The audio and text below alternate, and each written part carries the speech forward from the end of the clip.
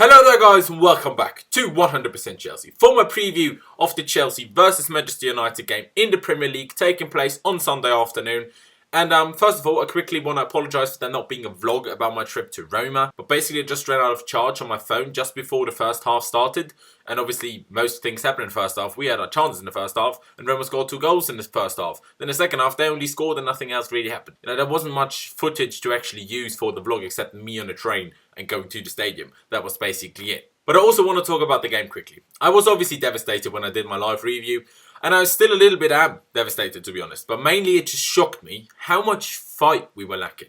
First half, conceded 2 goals, but the performance was decent, in my opinion anyway. But coming out after half-time, 2-0 down, and there was nothing.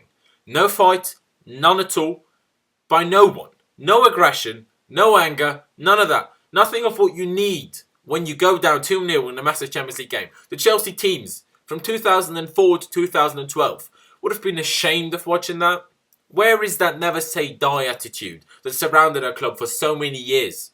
Has that really gone just by John Terry leaving at the end of the season?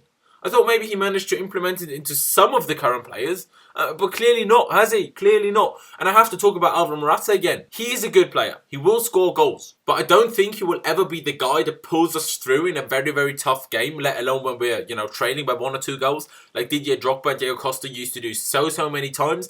Defenders bully Alvaro Morata, with a few, exceptions. And we as a team are used to our striker bullying the defenders.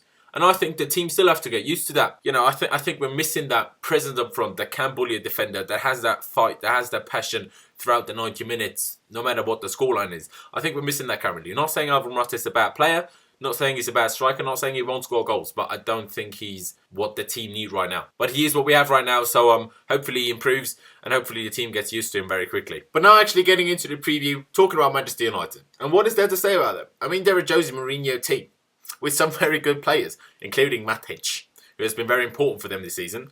Pogba has been out injured for a while now, but Mourinho wouldn't say in this press conference whether Pogba might be fit to face us. He said the players still have 2 days to recover, basically. He can't really say yet, is what he said anyway. So who knows if Pogba will be back or not. Let's hope not, because, without him, they've definitely not been as good as with him. Obviously in second behind Manchester City, and a lot has been talked about their style of playing big games. They were obviously very pragmatic against Liverpool, which was just an awful game to watch. Everyone said Liverpool has such a poor defence, so you've got to go at them like Tottenham did when they beat them 4-1. Then again, with the same tactics, Manchester United beat Spurs 1-0, and Spurs just beat Real Madrid 3-1, which I still can't get over, to be honest. And Man United have still scored the second most amount of goals so far in the season. A lot less than City, yeah? But more than Spurs and Liverpool, for example, who everyone says are so good going forward. At the end of the day, except against Huddersfield when they lost 2-1 2 weeks ago, they just get good results and mostly win their games. I'm almost certain that Jose will come to the bridge and sit back. Although he might want to go all out and rectify the 4-0 from last season, just because it's us.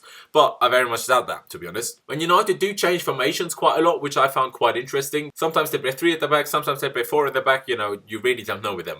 But as we play 3 at the back, I think they will as well. Romelu Lukaku is the top goal scorer so far this season with 7 goals, although he hasn't scored in any competition since September 30th, when he scored the 4th in United's 4-0 victory over Crystal Palace. And who are United's danger men? I mean, basically all of their attack. Lukaku, Rashford, Martial, Mkhitaryan, even Lingard and Mata, although they don't play that often and don't, contribute as much, especially Mata.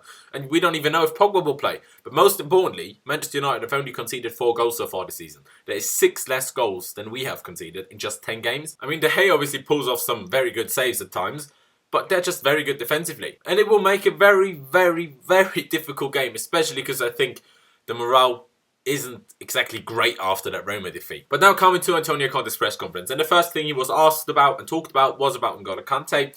Conte said he is progressing well. After tomorrow, the decision will be made on his involvement in the game. Conte said if he wanted to risk Kante, he could have played him both against Bournemouth and against Roma, but he didn't. When he does play and start him, Conte will be ready and not be risked. And also he said Victor Moses, as expected, is still out injured and still will be out for a while. I don't expect him back straight after international break. I think he will be out for a little bit longer as well. Basically, like me, Conte said what happened against Roma in the second half was bad, very bad. It shouldn't happen, but it can happen. The most important thing, what Antonio Conte said, is that it doesn't happen again. And I agree with him, we can't change that happen. Just make sure it don't happen again. And then something very, very strange happened, in my opinion. He was asked why Gary Cahill started on the right of the 3 centre-backs against Roma, which I questioned at the time as well. And he replied he doesn't want to answer that question, but everyone that needs to understand does understand. Then a different journalist asked if he will play on the right again, and Conte said, and I quote, No, he's a very good player on the left. We won a league with Gary Cahill in this position. I don't understand why we have to try to put him on the right. But this is a good question. Sounding very sarcastic saying that bit, but this is a good question bit. Then asked if that is Conte admitting that it was a mistake to play Cahill on the right, Conte said, maybe, but I think Cahill can play on the right and on the left, but the best position for him, in my opinion, Conte's opinion, not mine, is on the left. But sometimes misunderstandings can happen, but then it's important to clarify the situation. Then asked if Cahill will play on Sunday, Conte said, and in my opinion sounding very sarcastic again, but he said straight up, yeah, for sure Cahill will play. Like, that is strange. Why would he reply and say that so openly?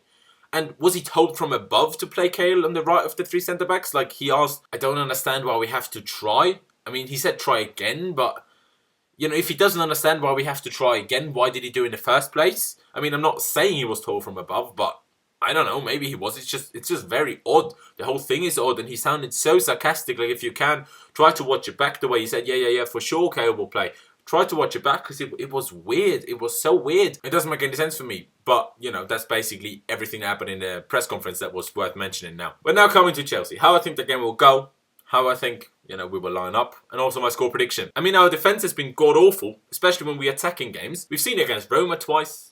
Against Watford. You know, we won the game 4-2, but we could have been 4-1 down. Yes, against Bournemouth, we were quite decent defensively. But they only scored 6 goals this season. Hardly anyone has conceded against Bournemouth. But now what do we do against someone being very defensive against you when your team can't handle being hit on the counter? Which I, like I said, predict Manchester United to do. If attacking is fire and defending is water, do we attack water with water and hope for Hazard and Morata, you know, or Pedro or whoever plays up top to pop up with a goal? Is it time we just make sure we don't concede, even if it means drawing with 0-0? I don't know, to be honest, because I don't really trust our team to keep a clean sheet, even if we were defending with 11 men at all times. I don't really know what to do. Even against Roma, we create plenty of chances, but we didn't take any. So basically, at the moment, we don't score enough and we concede too many. I know I sound very negative and pessimistic, but can you blame me after that performance and game in Rome? I don't think you can, to be honest. But how I think the game will go, I think Conte will try to be balanced. Not too attacking, not too defensive. But I think Manchester United will make it very difficult for us to break them down. Try to hit us on the counter. And we'll have to see how we deal with that. Them hitting us on the counter, if we can break them down and whatnot. You know, they've only conceded 4 goals, so it definitely won't be easy. But now coming to my predicted lineup. I mean, I was sure Kante will start against Rome. And now I don't even think he'll start against United. But I would risk Kante now.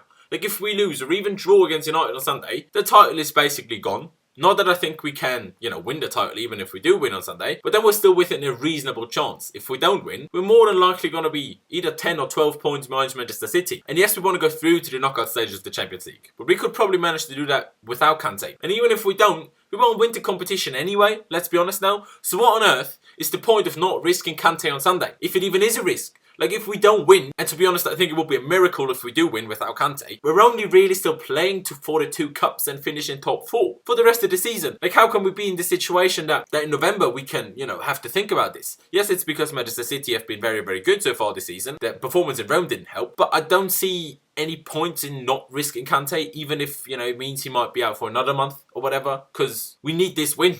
We just need it for the confidence in the fans, for the media to stop slating Conte and basically asking him to be sacked. And like I said before, just to stay in with a chance of winning the league. But like I said, I don't think he will start. Then was Conte serious with what he said about Cahill, that he'll definitely play? Like I said, he sounded sarcastic. Will he go with Azpilicueta to wing back again? As you know, I usually tell you the lineup that I think Conte will pick.